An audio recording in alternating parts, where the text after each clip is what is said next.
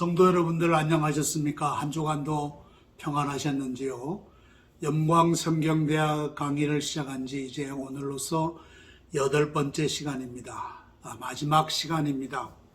그동안 저는 이 책을 가지고 요약해서 여러분들에게 말씀을 드렸습니다. 분노사회, 우리가 잃어버린 예수의 마음. 충분히 이해가 되죠? 그래서 이 책의 책 이름이 온유함으로 답하다. A Gentle Answer라는 제목입니다. 이 사회가 분노로 가득 차 있는데 이 사회를 치유할 수 있는 유일한 길은 예수님의 마음. 예수님의 마음은 곧 온유함이다 라고 하는 것입니다.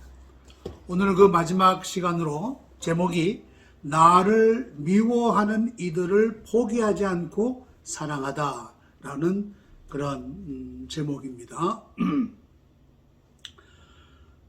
이 저자가 고등학교 때 뉴욕의 최고로 범죄율이 높은 동네를 친구와 함께 차로 통과한 적이 있다고 합니다. 그 동네는 범죄율이 제일 높은 동네였다고 합니다. 가택, 침입, 절도, 강간, 폭력, 살인, 매 시간마다 뉴스에 그 초점이 되는 지역인데 그 동네 한복판을 지나가다가 갑자기 타이어가 펑크가 나버렸다고 합니다. 얼마나 당황했겠습니까? 아마 큰일 났다. 이제 우리는 이제 어떤 어려움을 당할지 모르겠다라고 염려하면서 가장 가까운 카센터로 차를 천천히 몰고 갔다고 합니다. 굉장히 불안해하죠. 속임을 당하거나 혹은 강도나 구타를 당할지도 모른다는 생각을 가지고 카센터를 찾아갔는데 카센터에 도착해서 차에 내렸을 때 그때에 한 남자가 수풀에서 튀어나오더래요.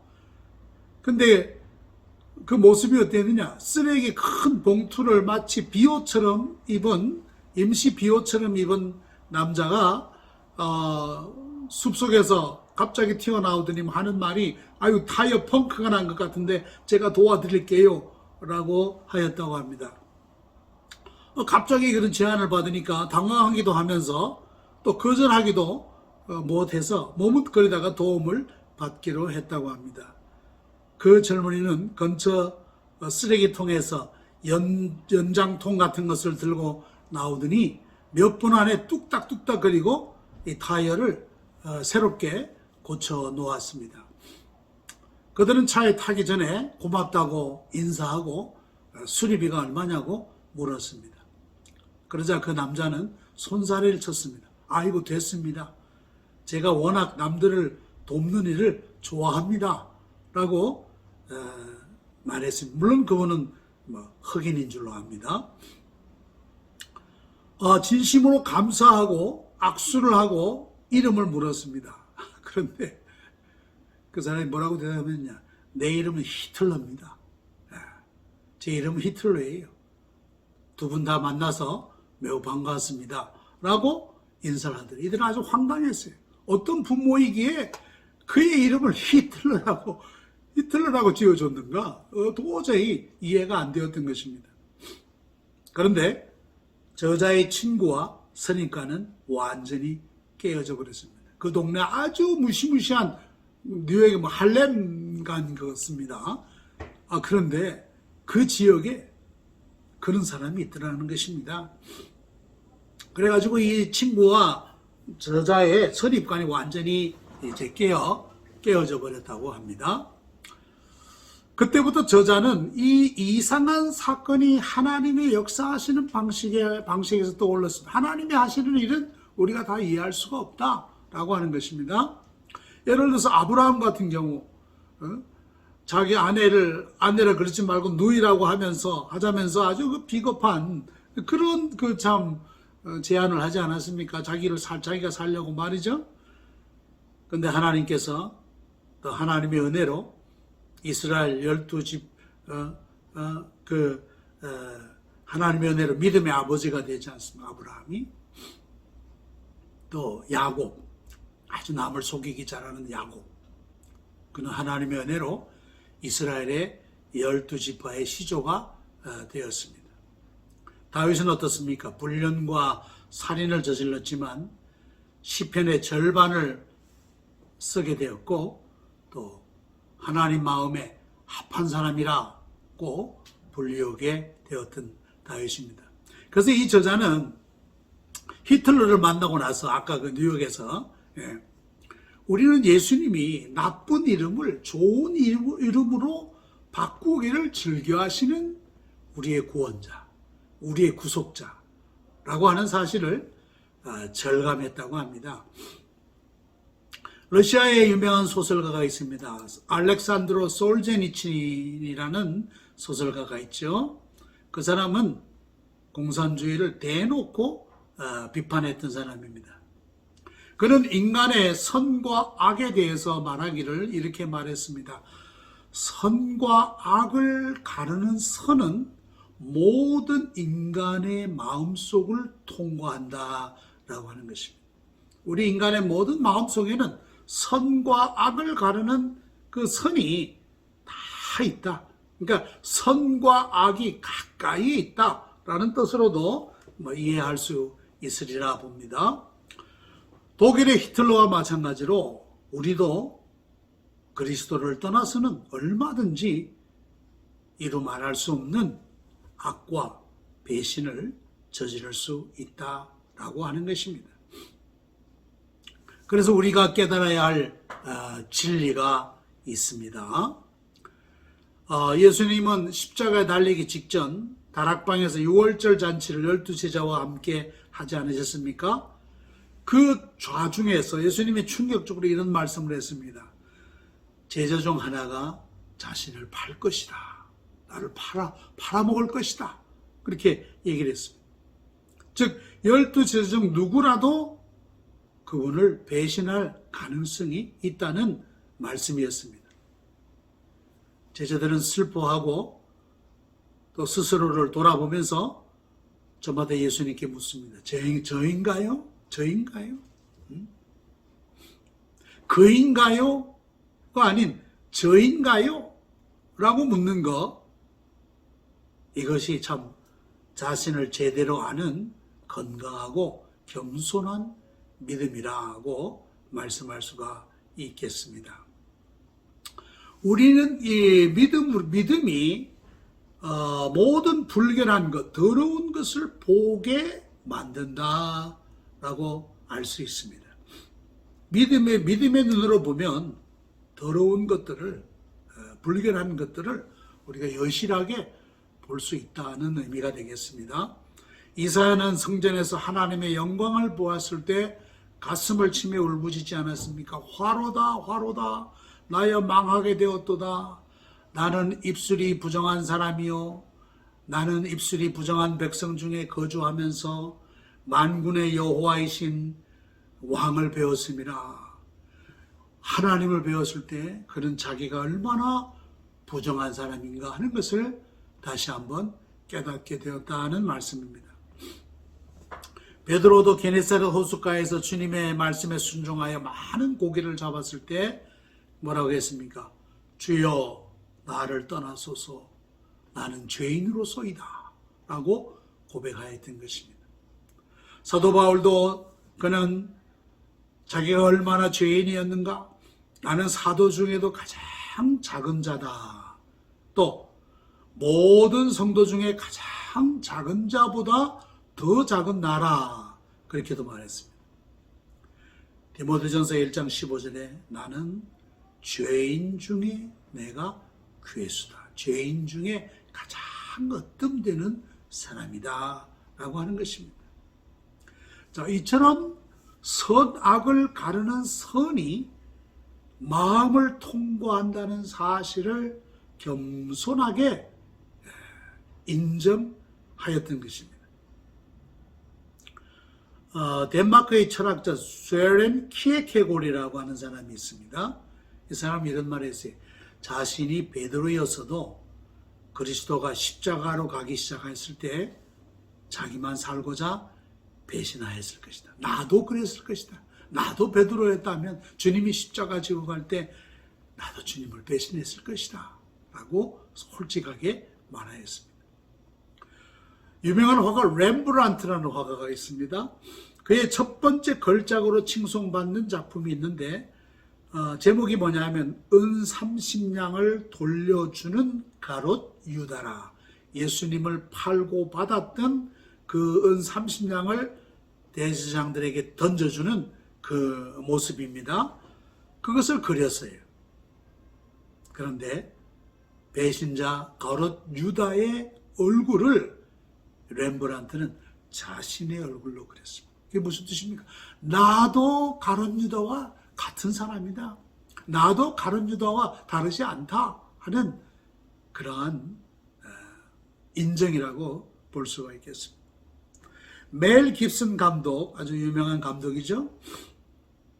그리스도의 십자가를 그린 영화 블록버스터 영화가 있는데 그 영화에 자기가 딱 한 번 출연했다고 합니다.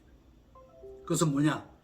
십자가 위에서 그리스도의 몸에 못을 박는 손이 바로 자기 손이었다.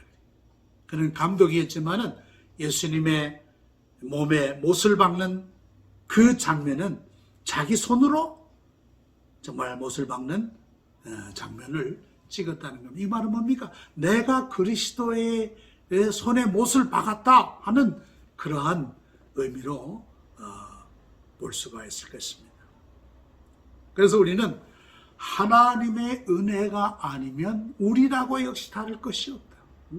하나님의 은혜가 아니라면 나도 그랬을 것이다 라고 말할 수밖에 없다는 것입니다. 아까도 말씀드린 대로 가룟 유다가 어떻게 예수님을 팔았을까? 그도 3년이나 주님을 따라다녔던 제자입니다. 가룟 유다가 나머지 다른 제자들과 달랐던 것은 내면 깊은 곳에 동기가 순수하지 않고 뒤틀려 있었다라고 하는 것입니다. 복음서 기자들은 그가 돈에 집착하였던 것을 뒤늦게 느꼈던 것으로 보입니다. 그래서 요한복음 12장 6절에 보면 그가 재정을 책임졌던 사람이었는데 사역과 구제에 힘써야 할 돈을 착복하는 그런 죄를 저질렀던 것을 거기에서 보여주고 있습니다. 독일의 철학자 프리드리히 니체는 그가 주장하는 것은 이런 주장입니다. 권력의 의지라. 권력 의지. 사람들 마음속에는 다 권력을 추구하는 마음이 있는데 사람들이 종교를 믿는 것이 주된 이유도 바로 이거다. 자기 중심적인 야망, 권력에 대한 의지, 이것을 추구하는 것이다 라고 이 니체는 말했습니다. 가룟 유다도 사욕을 챙기기 위해서 주님의 제자가 되었다라고 니체는 보았던 것입니다. 오늘날 우리에게도 정말 우리가 주님을 닮은 은혜롭고 온유한 사람이 되려면 어떻게 해야 되겠는가? 우리 안에도 또 추하고 뒤틀어진 그런 동기가 숨어 있음을 깨달아야 할 것입니다. 미국에서 2001년 미국 텍사스 휴스턴에서 아주 참 비극적인 사건이 일어났다고 합니다. 5 엄마인 안드레 예이츠라는 이 여성이 자기 아이 5, 존, 폴, 루크, 메리, 노아, 이 5 아이를 기르는데 육아 스트레스에 시달리다가 이 아이들을 자기 집의 욕조에서 다 익사시켜 버렸다 그래요. 참 듣기 괴로운 일이죠, 그렇죠? 그 원인은 정신병과 심각한 산후 우울증이었다 그럽니다. 참 이 일이 많은 사람들에게 거론되고 뉴스로 전파되었는데 어떤 지인이 그렇게 얘기를 하더래요. 저자의 아는 지인이 이렇게 얘기하더랍니다. 심각한 정신병과 산후 우울증에 밤새 잠을 못 자는 날이 끝없이 이어지면 저도 그럴 수 있겠다는 생각이 드네요. 그 안드레 예이츠뿐만 아니라 나도 그럴 수도 있을 것이다. 나도 그런 환경 가운데 놓였다면 그런 끔찍한 범행을 저지를 수 있을 것이다. 솔직하게 그렇게 고백했습니다. 아마 이 안드레 예이츠라고 하는 여성은 아주 심각한 정신병, 또 산후 우울증에 오랫동안 시달린 여인이 아니었는가 그렇게 생각됩니다. 실제로 우리 모두의 안에는 가롯 유다의 씨앗이 있다. 가롯 유다처럼 주님을 배신하고 또 주님을 저버릴 수 있는 그런 씨앗들을 누구나 다 가지고 있다라고 하는 것입니다. 근데 이 씨가 처음엔 전부터 큰 게 아닙니다. 아주 작게, 아주 작습니다. 에이즈 바이러스의 하나는 적혈구 세포보다 60배나 작다고 합니다. 60배나. 그런데 몇 년이 지나도록 우리 몸에 내재되어 있다가 그 증상이 나타나면 우리 온 몸을 다 파괴해버리는 그런 잠재력을 가지고 있다고 합니다.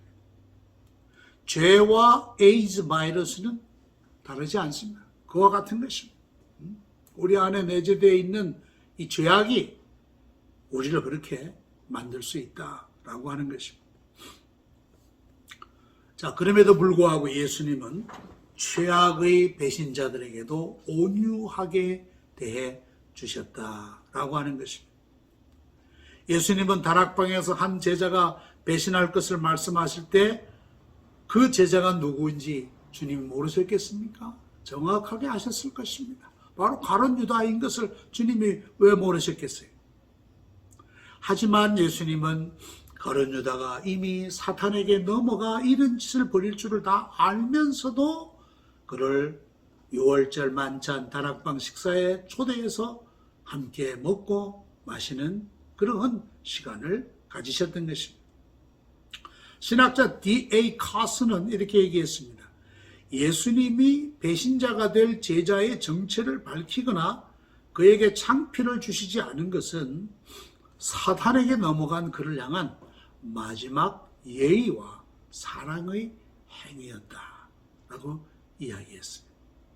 즉 예수님은 그를 정죄하기보다는 그의 죄를 깨우쳐 주기 원하셨다라고 하는 것입니다. 켈러라고 하는 목사는 이 부분을 이렇게 설명했습니다. 완벽한, 감히 흉내내기도 어려운 온유함이다. 정의와 배려의 가장 놀라운 결합이다. 라고 이 켈러 목사는 말했습니다. 가룟 유다가 배신의 키스를 하려, 겟세마네 동산에서 배신의 키스를 하려고 다가오자 주님이 뭐라고 했습니까? 친구여, 내가 무엇을 하려고 왔는지 그대로 행하라. 그렇게 말했습니다. 예수님은 그를 친구라고 불러주셨습니다. 자, 베드로가 예수님을 3번이나 부인하지 않습니까? 그럼에도 불구하고 주님은 갈릴리 호수에 나타나셔서 베드로에게 네가 나를 사랑하느냐 3번 물으면서 그의 허물을 용서하시고 또 그에게서 다시금 목양권을 허락하셨던 것을 볼 수 있습니다. 키엘케고르는 사랑의 역사라고 하는 그래서 베드로의 변화를 다음과 같이 기술하였습니다. 베드로를 향한 그리스도의 사랑은 한이 없었다. 그리스도는 베드로를 있는 그대로 사랑하셨다. 그분은 내가 다시 사랑하려면 먼저 베드로가 새로운 사람으로 변해야 된다라고 말씀하지 않았다. 그분은 이렇게 말씀하셨다. 나는 오히려 그 정반대다. 나는 지금의 베드로를 사랑한다. 내 사랑이 그로 하여금 다른 사람이 되도록 도울 것이다. 그래서 그분은 베드로가 새로운 사람이 될 때까지 그와의 관계를 끊지 않으셨습니다. 그분의 우정은 변함이 없었고 이것이 베드로로 하여금 새로운 사람이 되게 했다라고 볼 수 있습니다. 그리스도의 이런 신실한 우정이 없었다면 과연 베드로가 회복될 수 있었을까? 키엘케고르의 사랑의 역사에서 이런 글을 썼던 것입니다. 키엘케고르는 이 신실한 우정, 예수님의 베드로를 향한 신실한 우정, 그것이 바로 그리스도의 온유함이었다라고 말했습니다. 이 온유함은 그리스도를 사랑하지 않는 자들이 피우는 모닥불보다 더 우리를 따스하게 한다. 대제사장의 뜰에 피우는 모닥불 있지 않습니까? 그래서 베드로가 불쬐다가 예수님을 배반했던 그 현장인데, 이 온유함은, 즉 그리스도의 온유함은 그리스도를 사랑하지 않는 자들이 피워놓은 모닥불보다 더 우리를 따스하게 한다. 그리고 그리스도의 따스한 온유함만이 우리를 최상의 모습으로 변화시킬 수 있다라고 이 저자는 말씀하고 있습니다. 여러분, 기회가 되면 이 책을 꼭 한번 일독해 보시기 바랍니다. 이 분노로 가득 찬 세상을 치유할 수 있는 유일한 길은 오직 그리스도의 온유함이다. 우리도 이 그리스도의 온유함을 배워서 우리로 하여금 이 세상을 변화시켜 나가는 일에 앞장서는 우리 모든 성도님들이 되시기를 간절히 소망합니다. 감사합니다. 그동안 부족한 강의를 잘 들어주신 모든 성도분들께 감사드리고, 코로나19가 아직도 성행하는 이때에 우리 성도님들 강건하시기를 축원합니다. 안녕히 계십시오.